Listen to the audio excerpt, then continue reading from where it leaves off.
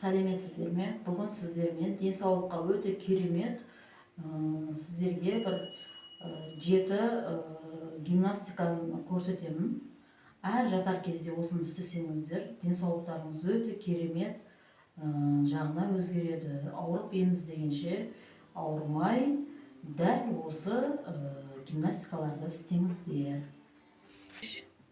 Бірінші жаттығу гимнастикамыз. Дәл осылай аяқты жаямыз. Жаямызда кәдімгідей осылайына 70 реттен істейміз. 1, 2, 3, 4, 5, 6, 7, 8. Дәл осылай 70 рет істейміз. Бол неге пайда? Бол кәдімгі мына жақтағы бұлшықеттеріне, сан бұлшықеттеріне өте керемет пайдасын береді. Көбінесе біздерде әсіресе әйел еркектеп бөліп жармай ақ қояйық. Тура осы жеріміз, аяқ қолымыз үйіғанда бар ғой, осы жерлер бірінші үйіп қалады. Көбінесе аяқ ауыр келіншектерде дәл солай болады. Дәл осыны істесе, кәдімгі жатар кезде осыны істейтін болса, 70 рет істейтін болса, түнде тыныш ұйқылары керемет болады. Қан жақсы жүреді, аяқ қол үйіғаны вообще болмайды. Келесі жаттығуымыз біздің кәдімгі аяқты дәл осылардан саусақтардың үстіне қоямыз. Саусақтың үстіне қойып, 1, 2, 3, 4, 5, 6, 7, 8, 9, 10. Дәл осы жаттығуды да 70 реттен істейміз. Бұл неге пайдалы? Бұл кәдімгі қараңыздар, қозғалып атқанның өзі. Айтқан шығарсыздар, қай жерге дейін қозғалып жатыр. Бұл бел ауруына өте керемет пайдасын көрсетеді. Бұл естеріңізде болсын, жатар кезде. Көрдіңіз, 70 рет болды. Қимылдың өзі бел жаға қарап келіп жатыр. Үшінші жаттығуымызда дәл осылай жатамыз, қолды жаямыз кәдімгідей. Кейін бір аяқтың үстіне кәдімгі осылай дәл осылай қоямыз да. 1, 2, 3, 4, 5, 6, 7. Тура екі жақта тию керек жерге. Қараңыздар, тура мына жақта барып келеді, екі жақта. Бұны да тура солай 70 реттен жасаймыз.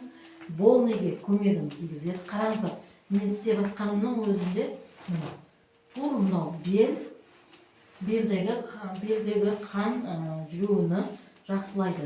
Әрі әйелдердің етек кіріні нормада келуіне көмектеседі. Сосын мынау ішті кеткізуге де көмектеседі. Грижа болатын болса, еркек әйелдерді бөліп жармаймыз дедік. Жаңа еркектерде бұл әйел еркек болсын, грижа болған жағдайда дәл осы жаттығуымыз өте керемет көмектеседі. Төртінші жаттығуымыз тура осылай аяқты ашамыз. Аяқты ашқан жағдайда, тура осылай қараңыздар. Екі жаққа да 190 градус ашамыз болмайды. 1, 2, 3, 4, 5, 6, 7, 8, 9, 10. Бұл жаттығуымызда кәдімгі 70 рет болады. Бәрі айтып атқаным 70 рет. Бұл төртінші жаттығуымыз. Бұл жаттығу неге пайдалы? Бұл жаттығуымыз кәдімгідей сан ауырайды ғой, санымыз ауырайды ғой. Сан ауырғанда ревматизм, артриоз, сол кездерде ауырайды, білсеңіздер. Соған өте пайдалы. Жаңа мынау нені аштық қой ортан 90-ға. Енді қазір екеуін біріктіреміз. Екеуін біріктірген жағдайда дәл осылай. Жаңа ашқан жағдай дейді ғой. Енді бұнымыз біріктірген жағдайда. Бол мынау арт жақтағы неге? Омыртқаға пайдасы бар. Арт жақтағы омыртқаларға қан жүруіне жақсылайды. Тура осылай. Бұны да 70 реттен істейсіздер. Көріп жатсыздар ғой, бұны ешқандай ашпайсыздар ортасын. Кәдімгі екеуін бір-біріне біріктіріп, дәл осылай жасаймыз 70 рет. Алтыншысында кәдімгідей аяқты тура осылай қыламыз. Бір аяқ. 1, 2, 3, 4, 5, 6, 7, 8, 9, 10. Бұны да дәл осылай 70 рет жасаймыз. Бұл не үшін?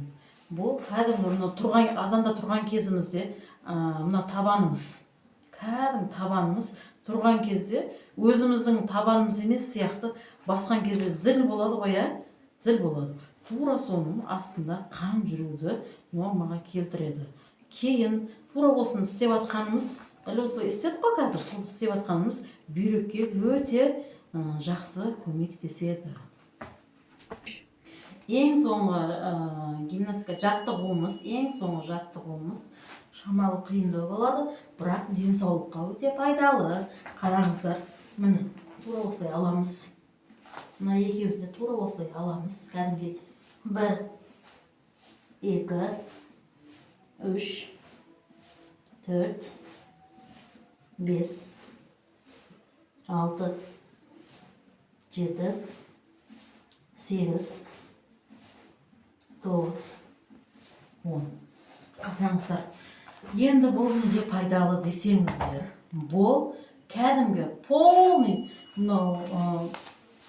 астраған рас. Мойын ауруынан басталып, полный мойыннан кәдімгі жатып, отырып неғылатқан кезімізде, кәдімгі мойыннан бастап, полный арт жақтағы омыртқалардың жұмысыны жақсартады, қанды жақсы жүргізеді. Ал сіздерге ем болсын, менің YouTube каналыма тіркеліңіздер, лайк басып, комментарий жазып өтіңіздер.